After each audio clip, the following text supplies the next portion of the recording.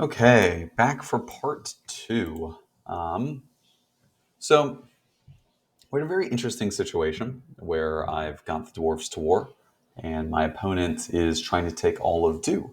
Um, and so let's kind of see. Let's kind of see what happens. Um, I continue to move. And at this point, I yep. So they don't reveal me, but I'm already at what 1, 2, 3, 4 movement. So that puts me at Old Forest Road, Northern Ravinia, Southern Ravinia, No Man Lands. So I am very close to getting into Mordor this turn. And I could get into Mordor if I wanted to. I look at my health of my fellowship. I've got 3 corruption. So I'm at something like negative 1, 2, 3, 4, 5, 6, 7. 2 steps outside of Mordor. So I think to myself, well, this what a great time! I prevented my opponent from going ahead and taking all of Dew at least with the dwarves, and now I'm going to be able to get into Mordor perhaps this turn if I get lucky. And it's not even that I don't need to get lucky anymore. I already got lucky with the movement. I can get hit on my next movement. I can hide and then I can go in. So um, my opponent plays Nautical Strike um, to go ahead and try to reveal me. Um, they move a Nazgul to Southern Ravinia, which doesn't really make any sense, seeing as I'm already at No Man Lands. But we're playing fast, and they do draw a 2. And so you can think about this as well. Would you decide to go ahead and take this as corruption? Would you take a random?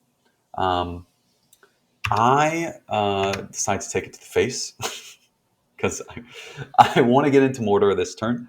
And if I do get revealed on my next hit, I will need Strider to get into Mordor. Um, Very well. I move again. My opponent draws a 3. And at this point, I know that I can get into Mordor regardless.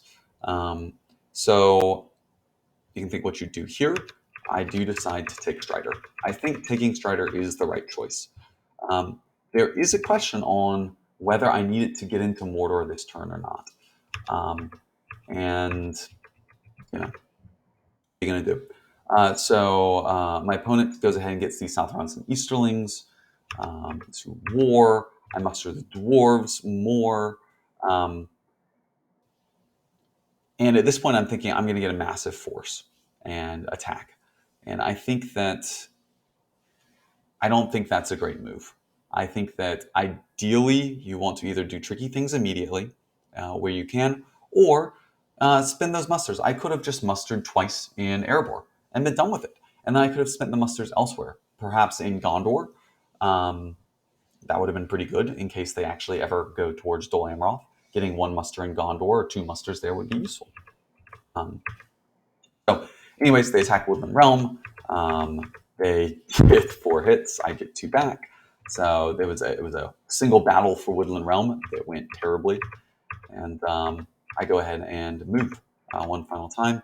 They draw an eye and 1 reveal. And they draw a second eye, which, So here I'm looking at where I'm at. I've got 6 corruption. I've got 7 fellowship companions. I'm at -1 at Mordor revealed. It's okay. And this is where my opponent plays Breaking of the Fellowship, which is rough. So they draw 2. So if they drew a 1, fine, it would do 1 corruption. If they, let's look at the hunt pool. Yeah, I mean, it was a good turn to play Breaking of the Fellowship. If they get 3, it would effectively, because I already have lost 1 Hobbit, it would effectively be doing 5 corruption. But they get a 2, which effectively does 3 corruption. And, there are some great tiles in here, lots of 1s. Well, you'll see what the whole hunt pool looks like after we add them. At this point, I'm looking very bad on corruption. And now I know that I'm going to need to go extremely slow if I'm going to win. I get Challenge of the King, useless at the moment. Fear Fire Foes, also useless at the moment. You can look at my hand, decide what you would discard from here. I think if I were to do this again, I like keeping ints. Gua here is kind of cool because this says, no, it's not Gua here. So I will go alone. Fear Fire Foes. Yes, no, Gua here. Move them as if they were level 4. So I'm thinking to myself, Gua here is nice because I can get Boromir and Pippin or Merry, whoever this is, actually into Minas Tirith with Gua here, in case they ever do come crashing into Minas Tirith, which would be kind of cool.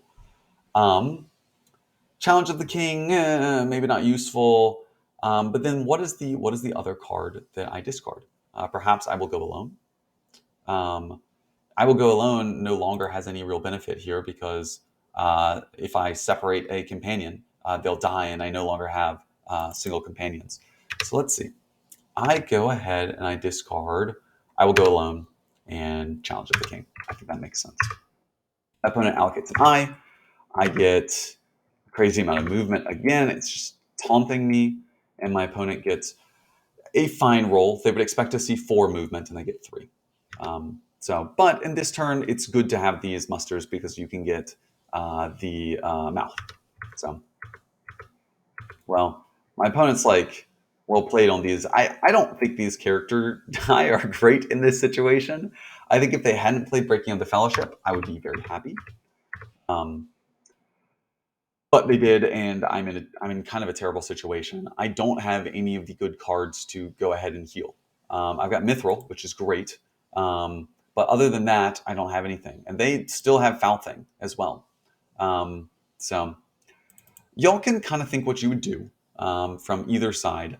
I think that if I'm Shadow, I am definitely thinking about playing Foul Thing. I'm thinking about playing Isildur's Bane. I'm thinking, as many of the things that you can do, even Lord of the Ring, I think is good. I would just really go hard on corruption here. My opponent, they're in a terrible spot with corruption. The hunt is rough. It's got a lot of. I mean, these eyes actually aren't terrible. One reveal, as long as I go slow. But they have these 4 just terrible tiles, which kind of suck. So I still think I would go hard on corruption at this point. Perhaps just because they're so behind. They're at 2 corruption at the first step of Mordor. I think I would ignore Erebor. I don't think that's really necessary to do.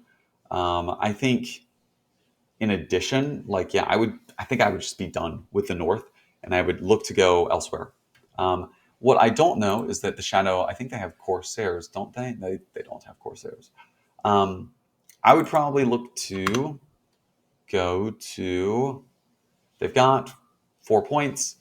Probably moving these guys from Lorien down into Rohan. So taking Rohan to get 5, 6. And then probably Dol Amroth and Peligir are my final ones. So, anyways, they immediately get the mouth. I think that's a good move. But I play Mithril. I think that's important. They go ahead and start mustering Saruman, which is great. They start moving. I don't think I would have moved out of Woodland Realm. I don't think that's necessary. I think you could lose Dale and still be fine, and perhaps keeping Woodland Realm.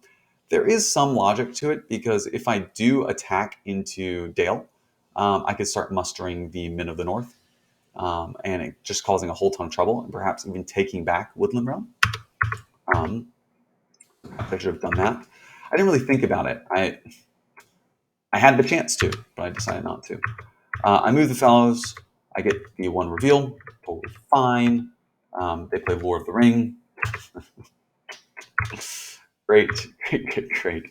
I think they've done some absurd amount of damage from these tile drawing cards. They played Nausicaa Strike, which did 2. They played Breaking of the Fellowship, which did 3. They played Lord of the Ring, which did 2. So they've done a ton of damage. I continue to muster the dwarves up. Not really, I don't know. Maybe necessary, maybe not necessary. They start moving their troops. I hide. They play Foul Thing. They've done like 10 damage to the Fellowship from their tile drawing cards. Yeah, it's rough. I think they've gotten almost all tile drawing cards. So, you know. Anyways, and at this point, the fellows are looking real rough. And I think that I should have realized this a little bit earlier and really just focused on retaking doing the best I could, doing the best I could. But I didn't. And so they draw Corsairs of Umbar. I think that's real rough. And they allocate one eye. I think they are. I think Terminator Hank is played a really good game. I think there's a couple of things I would criticize him for. I definitely don't. I think he's a little over dramatic when he gets unlucky in this case. I think he's played a great game. I don't think that's too terrible if there's one eye there. Obviously, there is a chance that I will just, dunk it in 2 turns, right? I move twice this turn. I, don't get revealed. And I miss these 2 red tiles. Sure. Yeah, there's a real chance. But, I think he's doing just fine. So, anyways, I see Smeagol helps Nice Master. I'm happy about that. I move my guys into back into Rohan, and I gather my guys in Airborne. My opponent moves all their troops in Airborne Rohan. I play the red arrow, which is fine. I don't think this was necessary. This may have cost my opponent 1 or 2 dime, but they attack into Helm's Deep. They put it under siege with 1. I think this is cute, so that when they get Rohan to war, I can't muster in Helm's Deep. Sallying forth. They attack Edoras.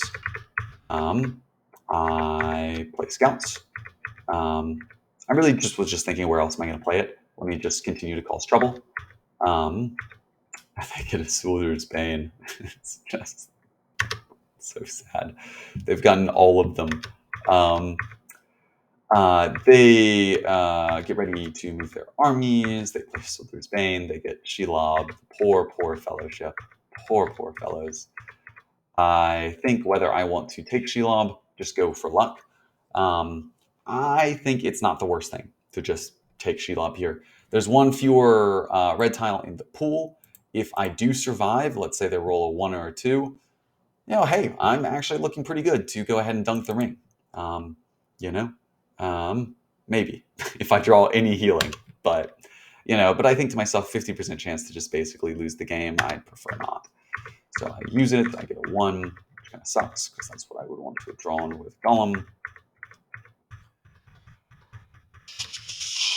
For Fellowship, my opponent plays attacks in Edoras area or west of that, and they basically take over this. I play Smeagol helps Nice Master. They attack 4 divides, and so they're just basically getting ready to try to win next turn. I move once again. I get a 3. I have to reveal, or else I'll just die. Great. It's real rough. But I think my opponent has played every single tile drawing card there is. So I think the Fellowship, with the except of Candles and Corpses, is fine. I don't think there's anything else that they can do to them. So that's a good thing. My opponent attacks Helm's Deep. I think this goes really poorly. I guess they get 2 6s. I get 2 back. And I mean, they've got so many troops here. It's obvious that they're going to win. But they get, they press. Desperate battle, and they get all they need. So we are on to what could possibly be the last turn. And the fellows are looking real unhealthy. I immediately hide.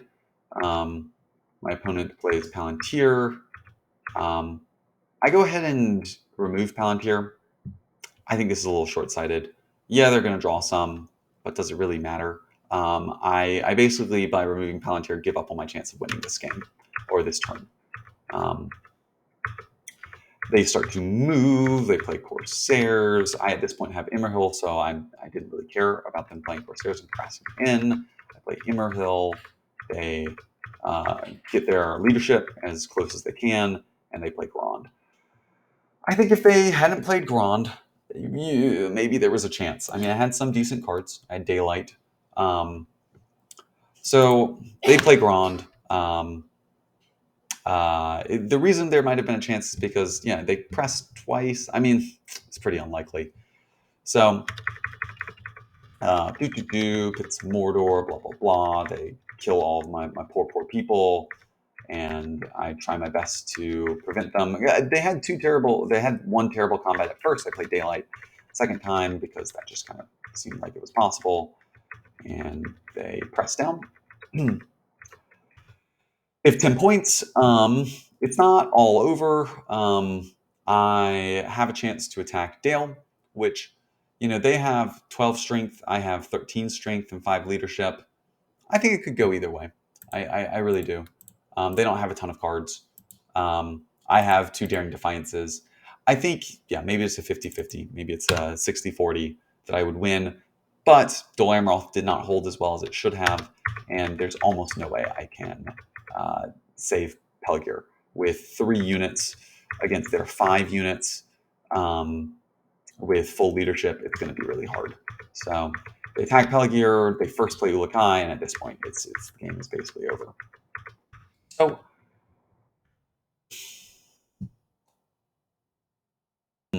what's to say?